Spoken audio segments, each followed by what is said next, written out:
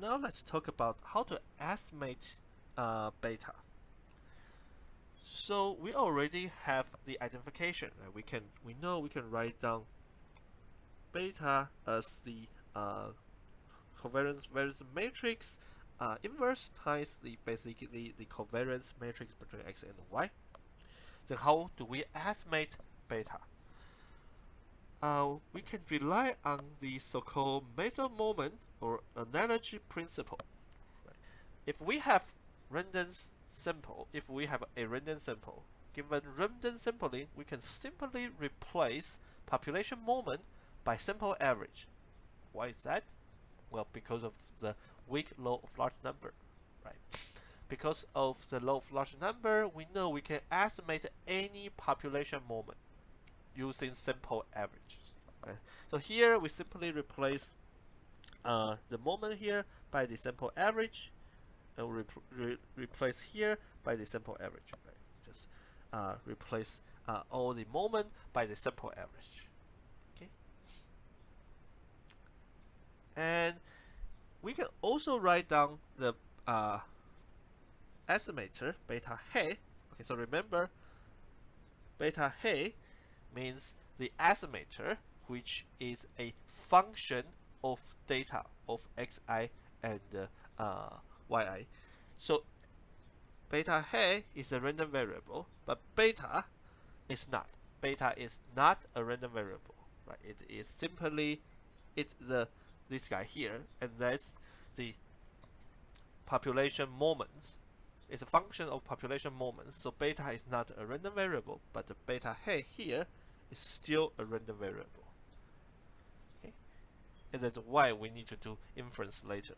Okay, but for now, okay, so we can write down beta he in matrix form, in matrix notation, right? And we can write down that as n inverse x prime x, and we can write down that summation thing, the simple average of xi yi as the n inverse times x prime y, and the n here will be cancelled out, so beta he can be written as in matrix form as x prime x inverse x prime y, and x is a n by k matrix where each observation xi is in the ith row. Right, so here, right, we have the first row is the first observation, and we have x1 to xk, and for the first observation, and this is the nth observation. Again, it has x1 to xk. Right? X1 could be like, say, maybe education, x2 is gender, x3 is age, x4 is race, and etc. And then, so the matrix form is actually what your data looks like. So the X matrix is the stake of the xi, right? You put the data together, and it looks like that. So in fact, if you open the software with your data set, that's how the data set looks like, right? Usually, like in Stata, like each row is one observation, one individual, and each column is different variables. And when you open your data set, it actually looks like this guy here, X here. Again, right, the first component is usually the intercept, and our y is actually an n by 1 vector. Right? Like, for example, y could be income, the income for the first person, second person, and the fourth person. Right, so usually in the data set, you will look like this. Like in a real world data set will look like this: y1, y2, yn, and we have x11, x1, x21, x n1. So like for example, this could be like the y is income. This could be education, and we have another column maybe age, and let's call x 1 2 x 2 2 2 x n 2, right? And right. So this is actually how the data looks like. So that's why matrix notation is very convenient. It's actually is how the data looks like, And in fact, in software like R, you have to tell R in matrix form. R only reads matrix, so all the variables need to be put in the matrix. Okay, now let's talk about consistency and unbiasedness of the OLS estimator. Right, so remember, the identification means we could consistently estimate the parameter. Now we are going to show that the OLS estimator we just construct is indeed converge in probability to the true beta. Okay. So under the assumption OLS 1 and OLS 2, the OLS estimator on a random sample is indeed consistent. So the notation wise, we write p-lim beta hat equals beta. So notice that OLS is an estimation method, not a model. Right? We have a linear model, and we estimate the linear model by the OLS. So OLS is an estimation method. So how to prove that beta hat is consistent? Right, so we use the continuous mapping theorem. Right, so plane beta hat, and this is beta hat. And because by continuous mapping theorem or the Slutsky theorem, we can put plane inside the multiplication. Right, so plane A times B equals plane A times plane B. Right, so here just plane A times plane B. And we also know that if there's an inverse, you can also put plane into the inverse of this guy between become plane this guy inverse times plane this guy. And by law of large number, we know this is going to be just EX prime X inverse in X prime Y. So of course that equals beta. Right. And in fact, we construct this estimator by the law of large number, and we just replace this population by this this population moment by the sample average, right? By the sample average. So of course, if you take plane back, that should be the same, right? So the plane beta should equal beta, as long as the two assumptions are true.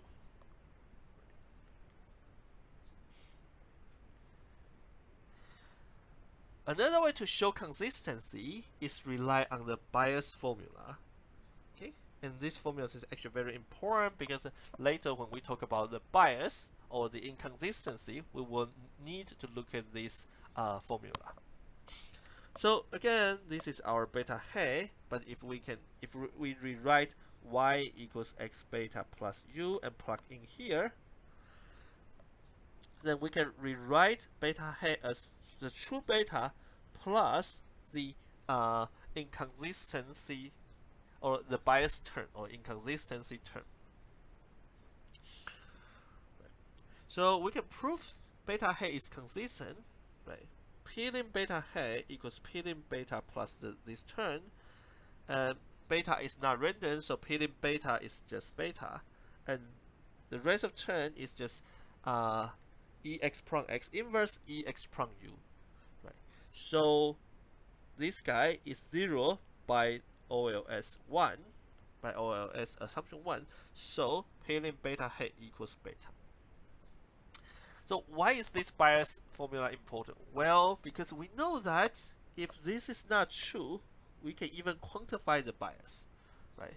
So if we know how large, so say in some circuits, in some application, actually we know that this probably is not true, but then we can use this to quantify how big the bias or the inconsistency is.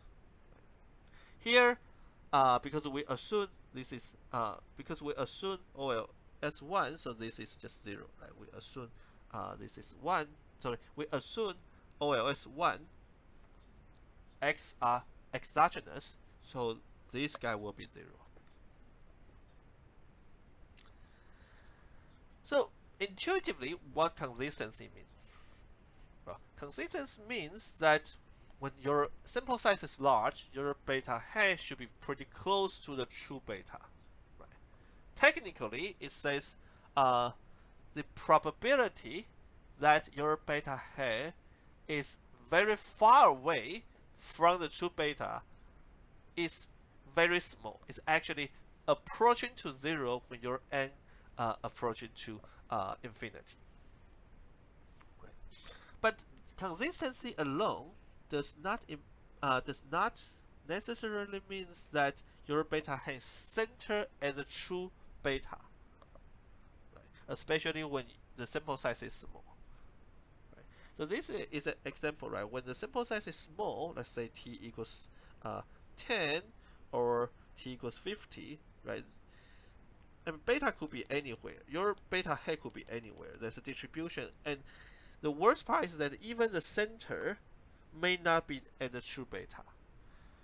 Only when the sample size is getting larger, because we know that when sample size is getting larger, the probability that beta hat outside the true beta will be quite small, so that what implies that the beta hat will likely to center at the true value. Right? And you will become closer and closer to the true beta. Right? But when n is small, here you may not. I mean, the beta hat may not even center at the true beta. Okay, so now we need to talk about another important property, unbiasedness. So unbiasedness means that an estimator center at a true value regardless of the sample size. Right. So that's in this case, if beta hat is unbiased, that means so it means the expectation of beta hat will equals beta for any sample size n. That means it will always center at a true value here. No matter how small the sample size is, even when n is 10, even the n is 10, beta hat should center at a true value. And n equals 100, 500, or 1000 should always center at a true value. Of course, when the sample size is large, the variance will be bigger, so it will be flatter, but it should always center at a true value if beta hat is unbiased. So an unbiased estimator centers at a true population value regardless of the sample size. So now the question is whether the OLS estimator is also unbiased. So it actually depends on what kind of assumption you are willing to make. If we only make the OLS 1, that x are orthogonal to the error term, or x are uncorrelated with the error term, then it does not guarantee that beta hat is unbiased. However, if you are willing to make the stronger assumption that the conditional mean of the error term given x is 0, then we can easily show that beta hat is conditional unbiased, right? Because y equals because beta hat is let's write down in matrix form x prime x inverse x prime y, which equals beta plus x prime x inverse x prime u. That's all in metric term, right? And if you take the expectation, then take the expectation conditional on x matrix, it will simply be beta plus x prime x inverse x prime ux, which should be 0, so it will equals to the true beta. Right? When you conditional on x, when we conditional on x, that means we treat x as a constant. Right? So we can just take them out, and here is by OLS 1, that should be 0. So we can easily show that if the conditional expectation of the error term given x is 0, beta is conditionally unbiased, conditional on x. But because this guy is just a constant, so we can first show that in fact beta hat is unconditional unbiased, right, by something called the law of iterated expectation.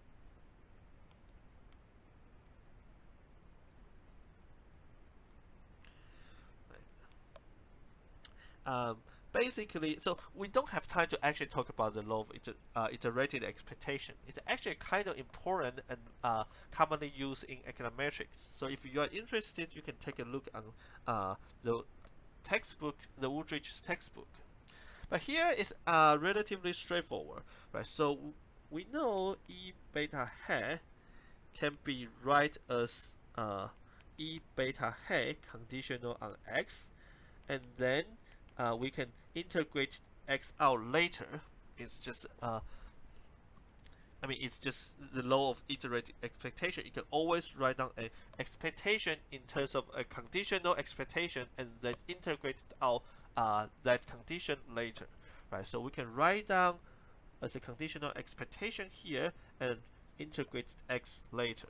But because this guy is simply a constant, so of course there's nothing you need to integrate out because there's no x, so that's just simply beta.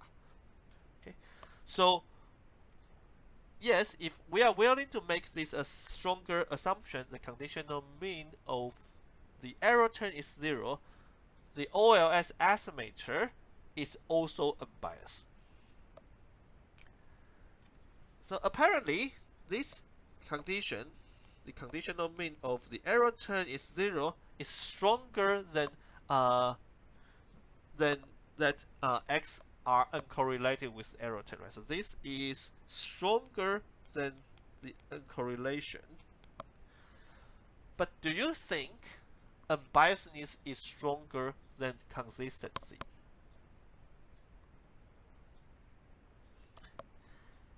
Actually, no. So even though this is true, the conditional expectation equals 0 of the error term equals 0 is a stronger condition, is a sufficient condition for uncorrelation. But unbiasedness is neither stronger nor weaker than consistency. In fact, they are just two different kind of property. Unbiasedness is finite sample property, right? It is true regardless of n, regardless of sample size. Consistency is an asymptotic property. It tells us whether or not an estimator reaches the true value when n goes to infinity. Unbiasedness tells us whether an estimator centers at the true value regardless of the sample size. So yeah, so consistency is an asymptotic property. The variance of a consistent estimate shrinks to 0 as n goes to infinity. Right? So intuitively, consistency is actually similar to asymptotic unbiasedness. Right? So consistency and unbiasedness are not comparable, but intuitively you can think about consistency is kind of similar to something like a asymptotic unbiasedness, right? It becomes unbiased when n goes to infinity. And in fact, there's a relationship here. For an estimator, if it is asymptotically unbiasedness and its asymptotic variance is 0, then that implies mean square convergence. And we know that mean square convergence is stronger than probability convergence, right? So that means if asymptotic unbiasedness plus that asymptotic variance is 0 implies consistency. Okay. However, in general, consistency and unbiasedness are different property, but asymptotic unbiasedness alone does not imply consistency. So in the assignment, actually, you will see an example that an estimator is asymptotic unbiased, but it does not imply consistency. And the reason is because its asymptotic variance is actually not zero.